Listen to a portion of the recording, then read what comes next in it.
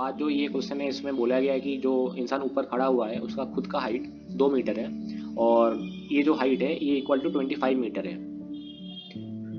और ऊपर से जब छलांग मार रहा है और ये इन्फॉर्मेशन दिया गया है कि लेंथ इलास्टिक प्रॉपर्टी रोप का ऐसा है कि ये अल्टीमेटली 0 स्पीड पे आ जाएगा। तो मतलब अगर इस पोजीशन से ये रोप से ऐसे छलांग मार रहा है, ये रोप नीचे गिरते गिरते गिरते कभी एसएचएम करेगा, ऊपर जाएगा नीचे जाएगा, जाते जाते अल्टीमेटली ये बंदा रेस्ट पे आ जाएगा। और ultimately the jumper is hanging from the rope with his head 8 metre above the water.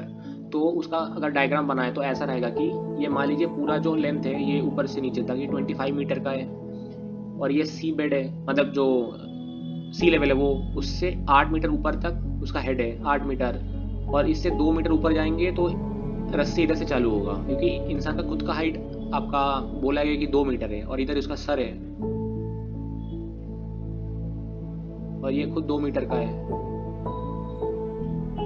और ये उसका रस्सी हो जाएगा। तो हमें पूछा गया है कि ultimately jumper is find the unstretched length of the rope, मतलब ये जो नेचुरल रिलैक्स लेंथ आ जाएगा वो कितना हो सकता है रोप के लिए। मान लीजिए ऐसा सिचुएशन कि ऊपर से एक स्प्रिंग लगा हुआ है जो अपनी नेचुरल लेंथ पे है और आपने कुछ m मास का एक पॉइंट ऑब्जेक्ट लगा दिया उस पर और ये तब अब पकड़े हुए, अब जब छोड़ दोगे उसको तो ये नीचे जाएगा, नीचे जाके एक पॉइंट पे उसे इक्विलिब्रियम आएगा, बट वो रुकेगा नहीं क्योंकि उसके पास वेलोसिटी होगा, इधर वेलोसिटी नॉन जीरो होगा बट उसका एक्सेलरेशन जीरो आ जाएगा क्योंकि kx इक्वल टू mg, ये शिफ्टेड मतलब जो इक्विलिब्रियम आता है वो शिफ्टेड मीन पोजीशन पे आ गया।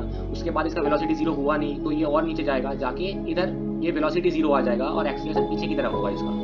तो जो ये मान लीजिए कि ये जो डिस्टेंस है अगर x आ जाए तो ये भी डिस्टेंस x आता है। ये एनर्जी कंजर्वेशन या वर्क एनर्जी थ्योरम से हम प्रूव करते हैं कि अगर इसका मीन x आ जाए तो इसका मैक्सिमम डिस्प्लेसमेंट 2x होता है। बट ये अलग सिनारियो होगा, आप इस केस में टोटल लेंथ मीन पोजीशन निकाल के फिर या मैक्सिमम लेंथ जहाँ गया है उससे वो माइनस करके 2 से डिवाइड करके आप निकाल तो लोगे, लेकिन उसका आंसर सही नहीं आएगा क्योंकि इधर जो m था ये पॉइंट मास था जबकि ये खुद एक इंसान है जो कि 2 मीटर का है। तो 2 मीटर का हुआ तो इसका सेंटर ऑफ मास कहीं 1 मीटर पे आएगा और रस्सी कहीं और खत्म हो रहा है, उससे और एक मीटर जाके आपका सेंटर ऑफ मास आ रहा है, जबकि इधर जहाँ इलास्टिक लेंथ खत्म हो रहा था सेंटर ऑफ मास मतलब वो जो पॉइंट मास था वो उधर ही कनेक्टेड था। तो इसको स्क्रैच से अप्रोच करना होगा, जबकि ऐसे अगर पॉइंट मास दे दिया गया हो तो आप मैक्सिमम लेंथ ये निकाल लोगे फिर हाफ से डिवाइड कर दोगे ऊपर वाला माइनस करके, तो वो अप्रोच तो सही है लेकिन इसमें ये काम नहीं करेगा।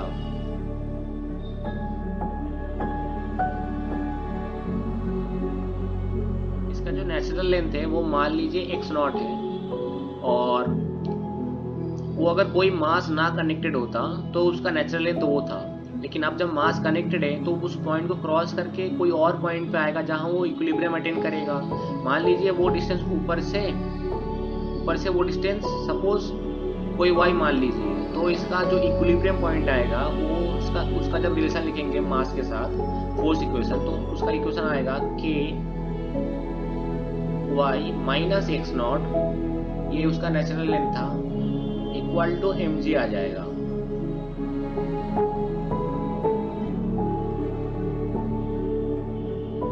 और अगर एनर्जी कंजर्वेशन लगाए ऊपर और नीचे पे तो इनिशियल पोजीशन mg और ये टोटल सी लेवल मतलब जो सी बेड है मतलब जो रिवर का ये सी लेवल है उसको हम रेफरेंस माने तो h+1 आएगा क्योंकि ये खुद का सेंटर ऑफ मास 1 सेंटीमीटर ऊपर आ जाएगा इस पॉइंट पे, इक्वल टू mg, उसका सर इस पे टच हो गया रहेगा, उसका जो मैक्सिमम ये है ना उस पर ये टच हो गया रहेगा तो उसका सेंटर ऑफ मास बस 1 सेंटीमीटर ऊपर रहेगा।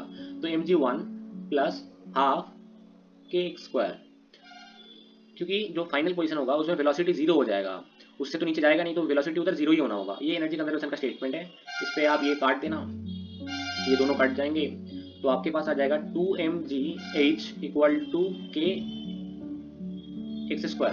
लेकिन ये स्टेटमेंट गलत है, क्यों?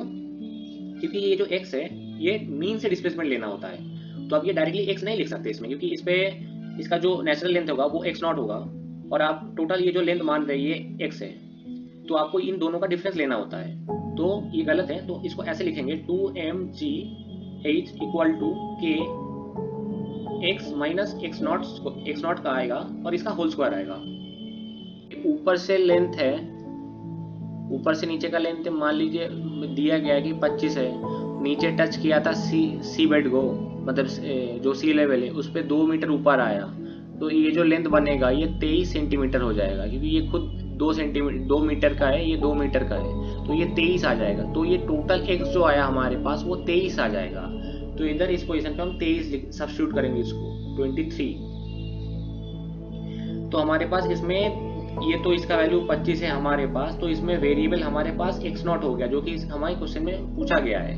और इधर से x0 हमारा वेरिएबल है और हमें y इस क्वेश्चन में चाहिए कि y तो हम उसका फिजिकल सिग्निफिकेंस समझ गए, लेकिन उसका वैल्यू क्या डाले, क्योंकि 2 इक्वेशन हमारे पास है तो 3 वेरिएबल नहीं हो सकते। तो जब मीन आया था इसका इस पोजीशन पे, तो अल्टीमेटली बोला गया कि 8 सेंटीमीटर ऊपर उसका सर होगा सी बेड के। तो ये सी बेड अगर हो जाए इसके 8 सेंटीमीटर जाके ऊपर और इधर से 2 सेंटीमीटर जाके उसका रस्सी, तो अल्टीमेटली 25, ये 2, ये टोटल मिला के 10, 25 माइनस 10 15। तो ये रस्सी का लेंथ तब 15 था, तो y का वैल्यू आपके पास 15 आ जाएगा। तो आपके पास अब क्वाड्रेटिक आ चुका है कि k 15 minus x equal x0 equal to mg, और एक इक्वेशन आपके पास आया 2mg h का वैल्यू आपको पता है k x जो जिसका वैल्यू आपके पास 23 है माइनस x0 उसका होल स्क्वायर। दोनों क्वाड्रेटिक को सॉल्व करके आपके पास x0 का वैल्यू आ जाएगा 13 मीटर। जो सेकंड पार्ट है इस क्वेश्चन का, उसमें पूछा गया है कि मैक्सिमम स्पीड। तो मान लीजिए कि ऊपर से जब नीचे गया है तो एक पॉइंट कहीं पे मैक्सिमम स्पीड आया रहेगा, तो उस पोजीशन पे हम ये बोल सकते हैं कि dv/dx मतलब जितने भी x वो ट्रैवल किया है उसमें जो v का जो ग्राफ बनेगा वो किसी एक पॉइंट पे मैक्सिमम होगा, तो वो डिफरेंशिएट करने के बाद 0 आना चाहिए। और ये वाला फॉर्मेट देख के आप समझ सकते हो कि इसको ऐसे रिलेट कर सकते हैं कि v dv/dx अगर ये एक्सेलरेशन होता है, अगर ये पोजीशन मतलब ये पार्ट अगर 0 हो जाए तो ये पूरा एक्सेलरेशन इक्वल टू 0 आ जाएगा। तो जहाँ इसका एक्सेलरेशन 0 होगा उसी पॉइंट पे इसका मैक्सिमम स्पीड होगा। तो हमारा एक्सेलरेशन 0 होगा, उस पॉइंट को हमें ढूंढना होगा, तो उस पोजीशन पे हमारा स्पीड 0 मतलब स्पीड मैक्सिमम हो जाएगा। तो एफबीडी बना के देख लेते हैं एक्सेलरेशन कहाँ 0 हो सकता है। ऊपर उसका फोर्स आएगा k x, वो अलग x है, माइनस 13, और नीचे उसका फोर्स लगेगा mg। तो ये दोनों अगर आपस में कैंसिल कर दिया तो उसका एक्सेलरेशन 0 आ जाएगा, k x minus 13 equal to mg, और mg का वैल्यू आपके पास तो आ ही जाएगा equal to k 15 minus x0। mg का वैल्यू इधर से हम लोग सब्स्टिट्यूट कर लिया है, और आपके पास कहाँ गया x0 तो 13 था, x0 कट जाएगा, k का वैल्यू कट जाएगा, और तो x इक्वल टू 15 आपके पास आंसर आ जाएगा। तो maximum speed x equal to 5 पे मतलब x इक्वल टू 15 पे आ जाएगा। अब एनर्जी क्वेश्चन लगा के x मतलब एनर्जी कन्वर्जन लगा के आप इस मीटर पे वेलोसिटी कैलकुलेट कर लोगे तो वो आ जाएगा मैक्सिमम स्पीड। एनर्जी क्वेश्चन लगा के आप आंसर चेक कर लेना खुद से, उसका आंसर आएगा आपके पास 18 मीटर पर सेकेंड।